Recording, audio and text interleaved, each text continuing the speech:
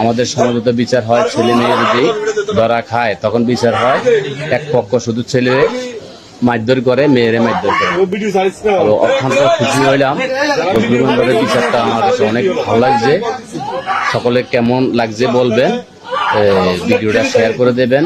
যদিও ভিডিওটা পুরানো হয়, আমি এতদিন দিই নাই মানবতার দৃষ্টিতে, এখন আর না দিয়ে পারলাম না, কেননা কয়েকজন বন্ধুবান্ধবের নামে কমেন্ট করছে বন্ধুবান্ধব নাকি এটা বলে খারাপ করছে।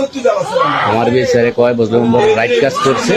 সকলে ভিডিওটা বেশি বেশি করে শেয়ার করবেন এবং কি আমি কত কৌশল করতেছি, আমি সত্য কথা তারে বহুত কৌশল করতেছি, তারে আমি কোরআন শব্দ করতে বলছি।